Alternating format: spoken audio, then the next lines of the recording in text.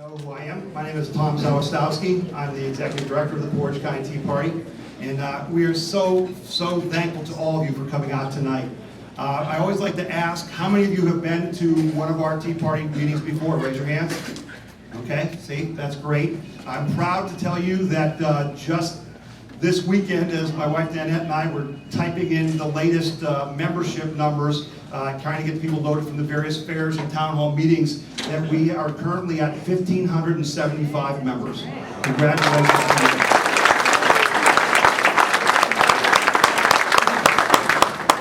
you. Before we introduce our speaker, I would like to just give you an idea of what's going to happen tonight. We're going to have Mr. Traficant speak for about 30 minutes, and then we're going to take a break, because one of the things we like to do is make sure that you can look candidates in the eye, shake their hand, ask them a question, and size them up yourself.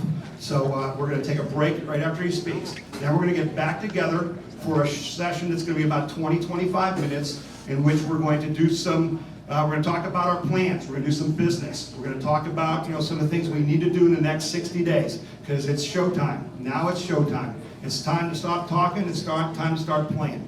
Okay, so we're going to talk in the second session about what we're going to do in the next 60 days and how we're going to do it. We're going to take a break after that, because you're going to end up going to some of these tables and signing up and doing some things. And then the third session is going to be something we've never done before. The third session, for lack of a better word, is going to be what I would call a town hall meeting. I've become concerned that with all that's going on with our group in the last year and in the months and all the things that have been facing us, that we've made a lot of decisions and we've moved the organization in certain directions. And I don't think I've done a good enough job of explaining to you why we've done what we've done and where we're headed. So that third session is going to be a time where we're going to have another microphone to pass around, and you're going to get to ask questions, and I'm going to answer those questions, and we're just going to talk about the Tea Party and what we're doing and what we're trying to do and where we're going. Because I think there's just been a little bit of a disconnect, and I want to close that gap with you. So it'll be an enjoyable evening, I assure you. We'll take plenty of breaks so you can get some coffee and things like that. But at this time, I'd like to get on with the first part of our program. And in introducing our speaker, I'd just like to say a couple of words that I think are important. There's no doubt that Jim Traficant is a very controversial figure, and people have very strong opinions. And when we made the announcement that he was going to speak at our meeting, there were some very upset people. There were people who wrote to me and said that it embarrasses the Tea Party, that that's not what we're about. They just had all kinds of negative things to say. So I think I owe you an explanation. I think you need to understand why Jim Traficant is here. We profess to follow the Constitution. We believe in the laws of this nation. And if Jim Traficant is legally able to be on the ballot to run for elective office, he has every right to speak here.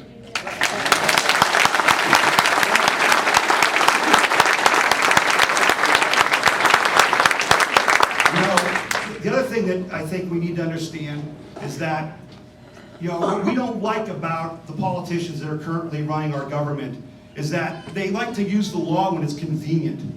They like to use the law when it's on their side. But that's not what we the people are about. We respect the law regardless of what happens. And it amazes me that some people don't want to accept the fact that, yes, people make mistakes, and Jim has made his share of mistakes. But he's paid his price to society. And I'd like to know, as I said to people, he's served his time. He's paid the price. But now it's a new day. And we're proud to have Jim Traficant speaking to the Portage County Tea Party.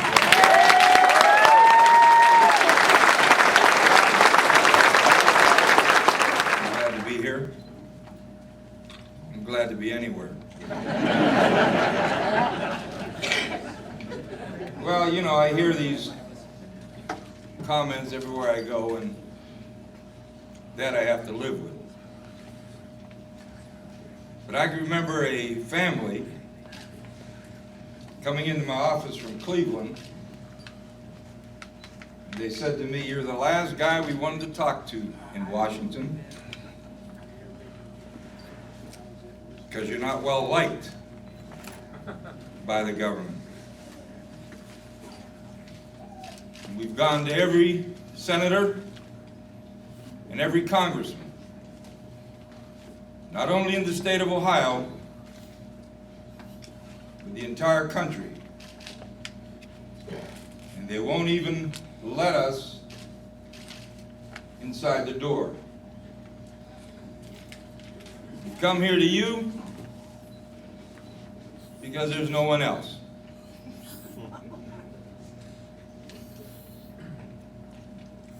And that was the Deminick family from Cleveland.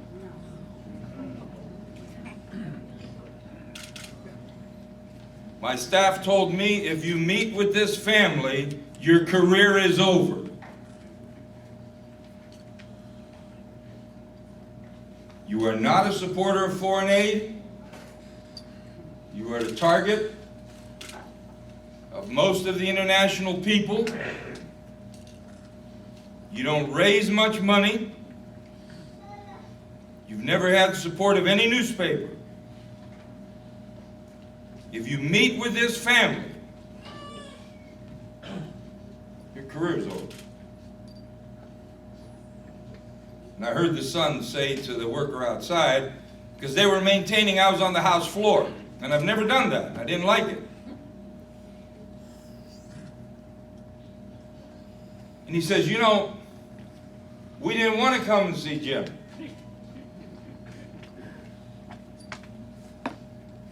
But my mother and I never had a speeding ticket, and we can't talk to anybody in our government.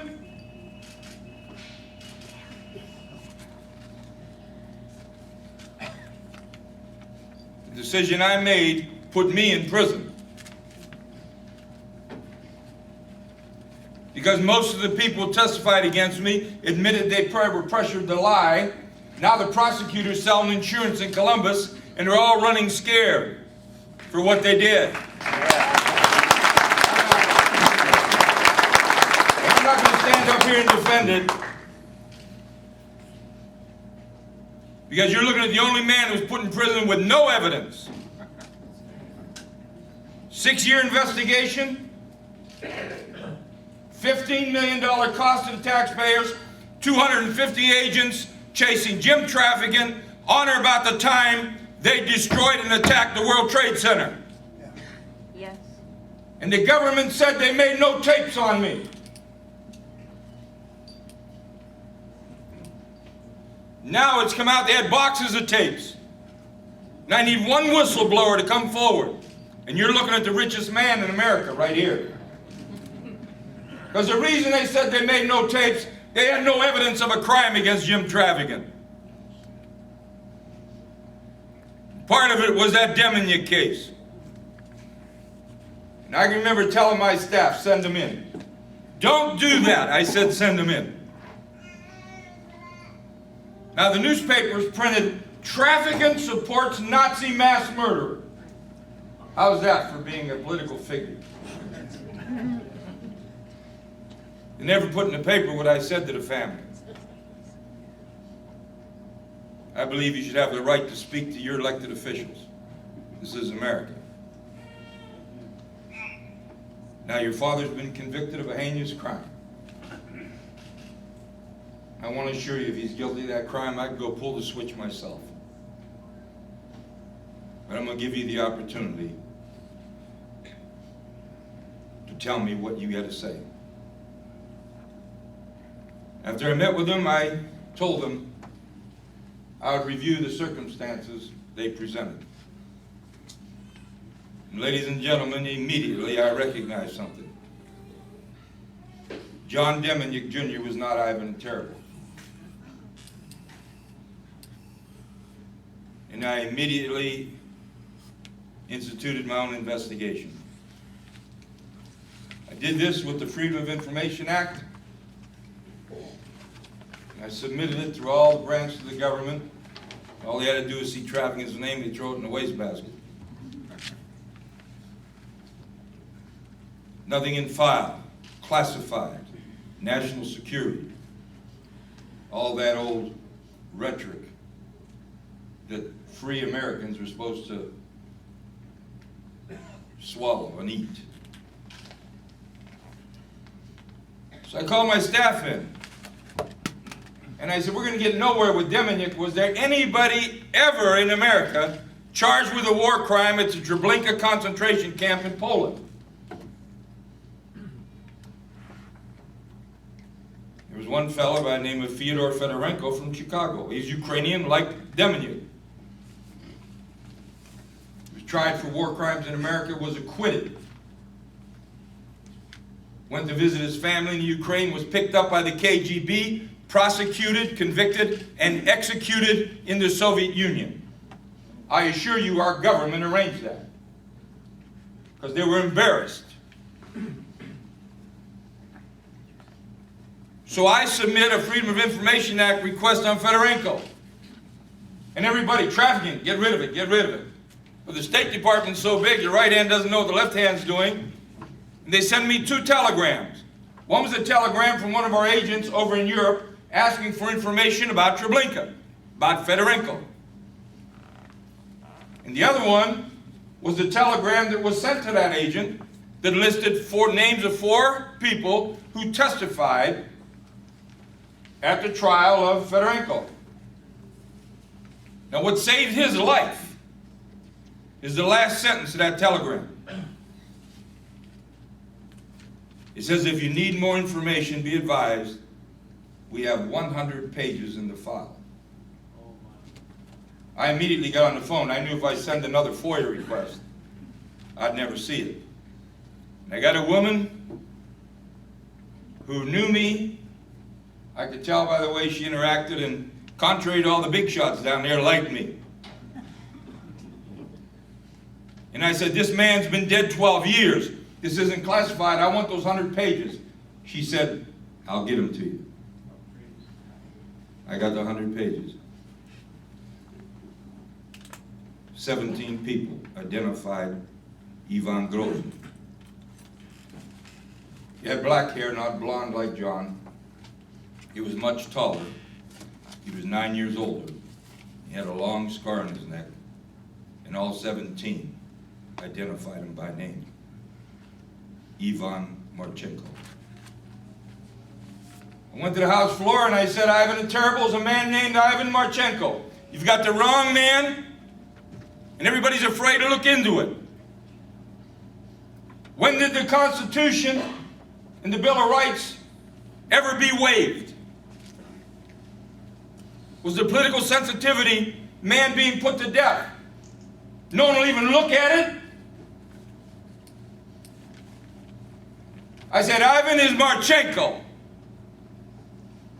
When do you ever hear the Justice Department respond to a congressman? They come out that night and they said, there were 2 Ivans. I said on the House floor the next day, sure there wasn't a swing shift?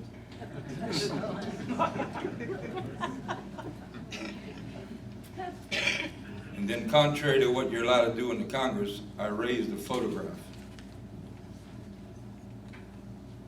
where in that 100 pages was a photograph of 2 Nazis, SS guards. The guy identifying the photograph said the small man on the right with pistol is Takchuk. The tall man on the left is the man the Jewish prisoners feared the most, Ivan Grozny, Ivan Marchenko. 6th Circuit Court in Cincinnati wouldn't take my evidence. Congress wouldn't hold a hearing. Chairman, I'm about to retire, Jim. Don't involve me in this. Well, I made enough noise. I got a call from the Israeli Supreme Court and invited me over. Spend a week in Israel. I said on today's show, an interview with Brian Gumbel, Israel puts this man to death. They'll lose $25 to $30 billion a year from the American taxpayers. And he said, what do you mean, Congressman? They only get $3 billion. I says, wait a minute. $3 billion is $5,000 for every man, woman, and child in Israel. That's just a foreign aid bill. I'm now talking about loans converted to grants, economic assistance, military assistance, trade compacts. That That night I got a call from the Israeli Supreme Court and said he'll be in Tel Aviv tomorrow night. Take him home. Here's a man sentenced to be executed on death row. I want you to tell me this man's going to be executed and the documents to freedom came from the Justice Department. Yeah, they hate me. You're being addressed by the only man they are concerned about. My God, 88 people killed at Waco, no investigation. 17 kids incinerated.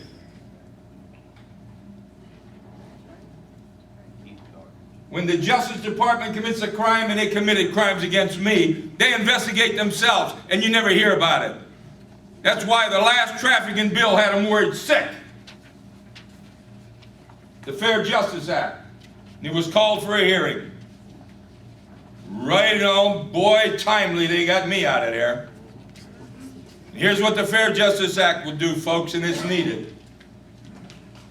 The President would nominate, the Senate confirms for a 10-year term, Director of the Fair Justice Agency. Has but one duty: investigate and prosecute crimes within the Justice Department. You want to straighten out the government, you better start there.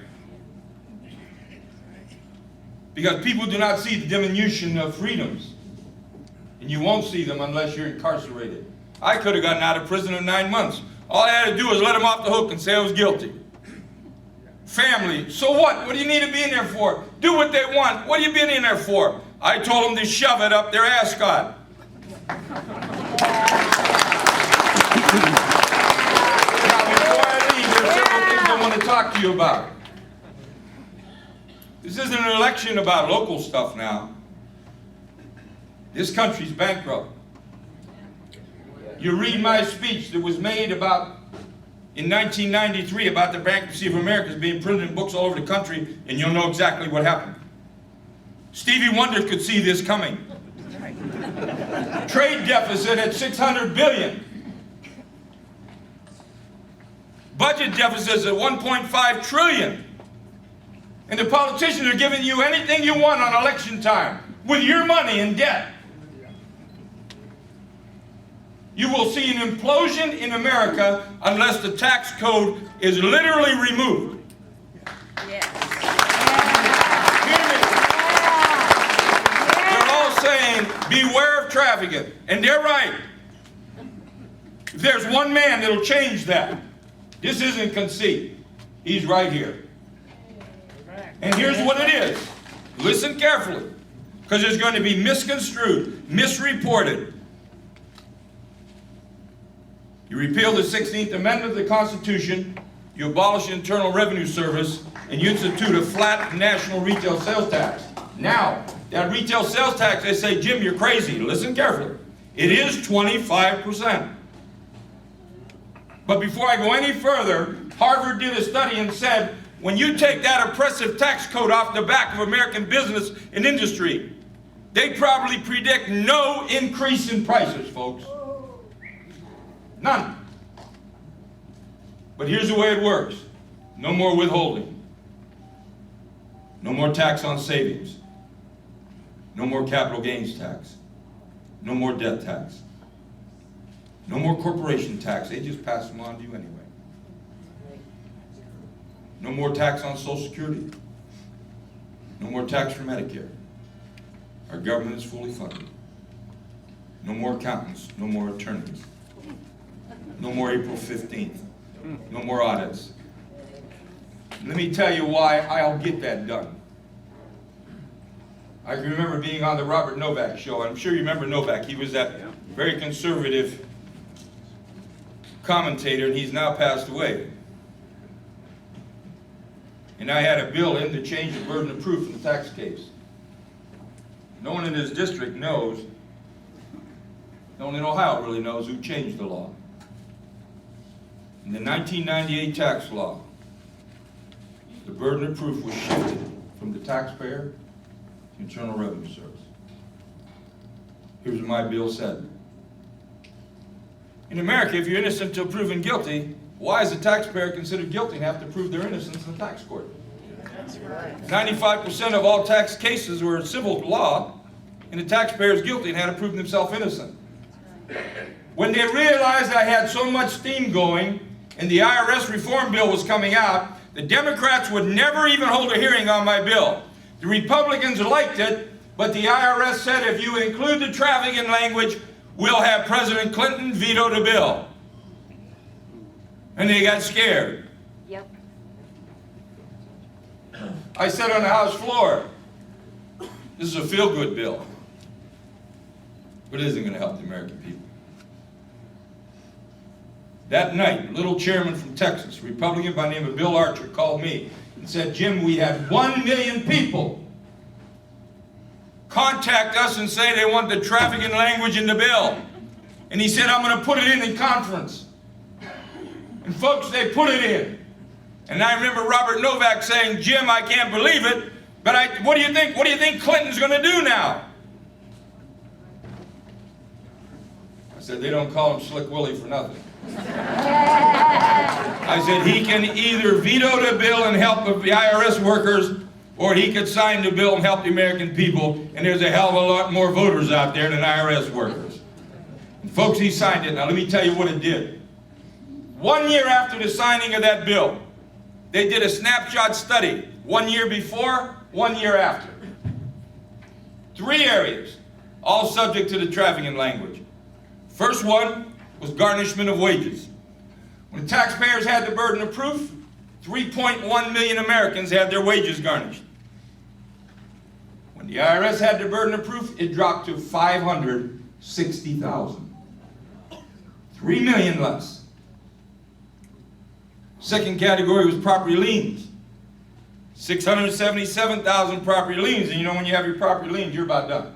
Yep. Year after IRS had the burden of proof, dropped to 161,000.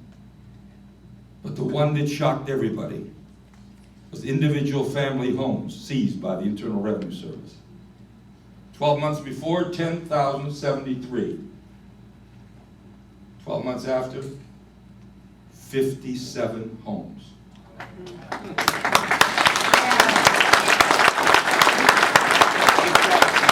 Hear me what I'm saying. If the Congress of the United States does not abolish that income tax that penalizes work, rewards dependency, kills achievement, kills investment, America will implode like the Soviet Union did. You'll see it. Everyone in this room will see it in your lifetime. What'll be the first state to go? California.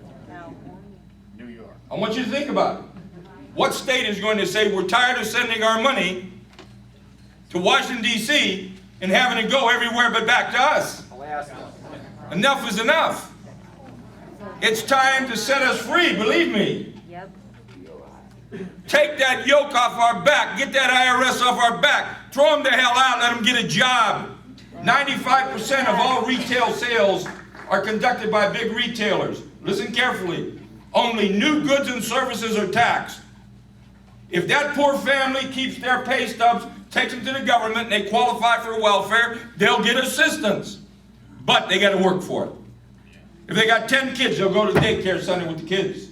Yep. There'll be no more checks unless you go to work. When Congress does this, and people are rewarded for work, the American people will work. Yep. Right now, and when you leave, I want you to think about this. 53% of Americans, only 53% pay an income tax. The other 47% consume our dollars. Yeah. Under this bill, everybody pays. Yes. Nothing is exempt. The Japanese and Germans come to visit Wall Street, come to visit Las Vegas and Broadway, they pay. The drug dealer on the street, he pays. Everybody pays. Nothing is exempt. And again, Harvard study says that tax burden is so oppressive, it's killed American industry and American jobs. Now, before I close, I don't think there's anybody who stood up more for American workers than me. But the truth of the matter is, our Congress has destroyed the jobs. Yep. Everybody wants to blame the companies. Listen, we're not communists. We're a free enterprise system. Profit is not a dirty word. And you can't make a profit in America, folks. They've had to go offshore.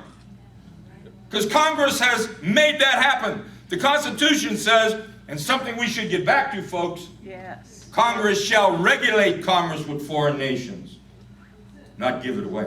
Yep. Amen. Amen. Regulate. Look it up in the dictionary. And I see your president getting ready to come up here. Pull your jets. You know, I have no money. You won't read anything good about me in the newspaper, believe me. And if there's something on TV, if there is any TV camera in here, they probably have me picking my nose. Or worse.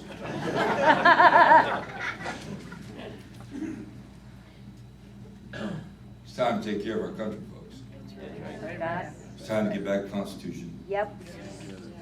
And you're not going to do it with all these diplomats. I'm the last man they want, believe me. They won't admit it. They're afraid to hell what I'd say on the House floor.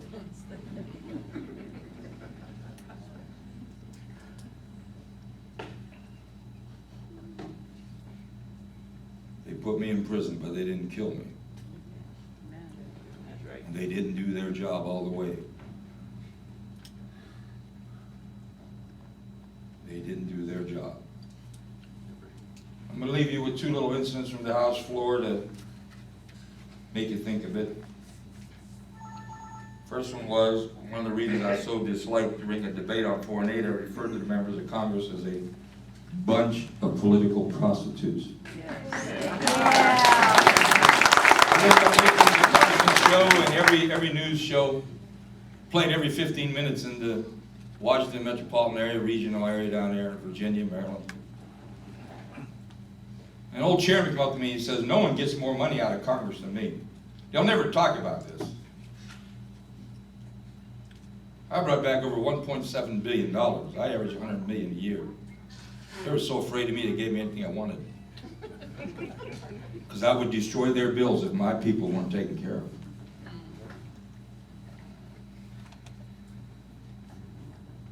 Old chairman came up to me and he says, Jim, I think you should apologize. Man, he said, everybody's upset because when I said that, they jumped up like 100 wounded TV evangelists. Demanding that my caustic remarks be stricken from the record.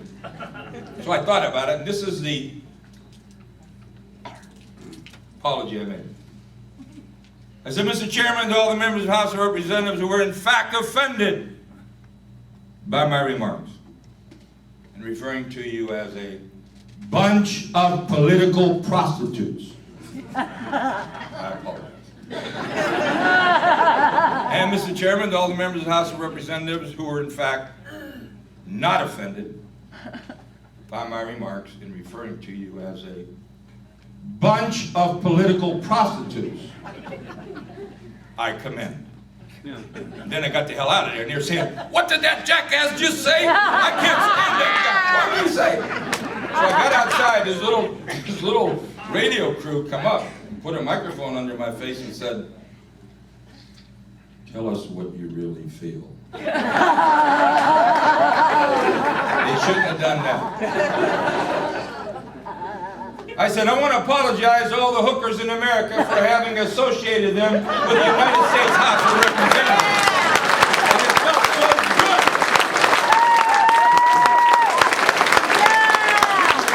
But, you know, I want to compliment the regional president, Anita Fraser, who's here.